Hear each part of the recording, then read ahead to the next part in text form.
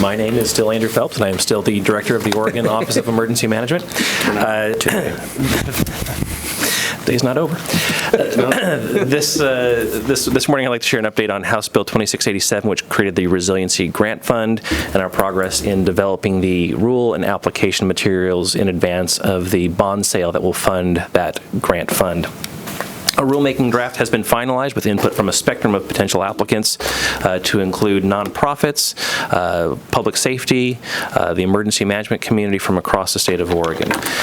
We are trying to generate as much excitement as we can over this new grant program. There's an education process, and we've certainly been singing from the mountaintops about the value that this grant program will add to emergency preparedness here in the state of Oregon.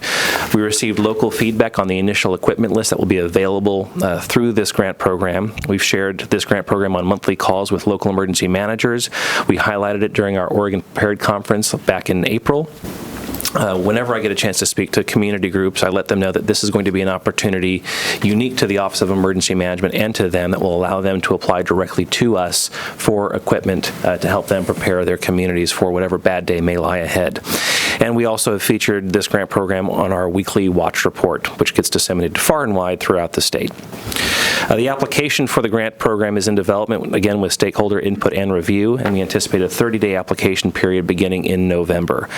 The application development will include specifying the kind and type of equipment to be made available for each general category developed by the Homeland Security Council.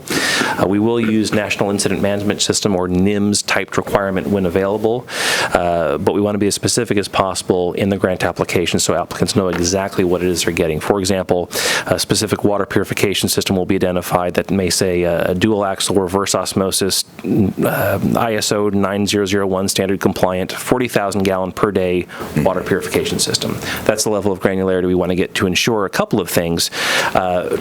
Chief among them is interoperability among this equipment. We don't want multiple systems purchased, multiple components purchased that can't plug in and work together during a disaster. The state will purchase this equipment for the grantees to leverage state purchasing power, again, to ensure interoperability. And as this is a state-managed and state-owned equipment program, maintain state ownership until the possible transfer of that equipment once it has depreciated to a significant point. I do want to share that both the program and fiscal staff positions that were created through this grant program have left to other opportunities. I am proud that one of our program managers was promoted to the Service Member and Family Support Division manager within the Oregon Military Department. Which is going to be important, and he'll explain why in a minute or two. Next testimony, sir. Yeah. True story. A great move for that employee and for the military department, and certainly for our service members and our staff. A tremendous program manager, and she'll do very well in that position. And then our grant accountant manager for that position has relocated to Bend. Again, beautiful part of the state, but difficult to commute to Salem for that position. We did quickly post those positions, and they've both closed within the last week, and are hopeful that we'll be able to hire those two positions relatively quickly, but we don't anticipate any changes to our timeline to roll out this grant opportunity. As soon as the money from the bond sale is available, we expect that in the spring of 2019, we'll begin purchasing equipment and distributing that equipment to successful grantees throughout the state to really limit the downtime between the bond sale and getting that equipment to where it can be useful. So pending any questions, that's all I have for prepared remarks. Yes, sir. Thank you, Mr. Chair. So I know we've discussed this before, but remind me from a standpoint of the geographic distribution, while we have this program, and I could see some jurisdictions would have lots of things they could do, but is there some requirements in this about the equipment, the geographic locations of those equipments? Not specific requirements. We want to get to where it'll be not consolidated in any one location. We certainly don't want to overload any one jurisdiction with the burden of maintaining some of this equipment. We also want to emphasize the fact that this is all mobile, deployable resources, so it can be moved throughout the state. There's going to be a grant review committee made up of the community that will benefit from this grant program. It's not going to be our office making that determination, and we'll be requesting the applicants to make a case for why their community needs this equipment and how they're going to maintain this equipment and deploy it. Another factor that will help constrain that a little bit is that it's intended, at least I believe it's intended at this point to have a list of no more than 10 specific items. Because, again, for standardization, my goal is that this committee would demonstrate proof of concept and deploy some of these things out, obviously into areas that have a higher threat area, but a number of, one community really probably only needs so many generators, for example, but emphasize that list of 10 this time, and then come back and ask for $20 million for the next biennium to continue to flow out specific things based on our statewide needs. And again, I'm certain that certain geographies, certain areas will likely benefit more than others because of their concerns.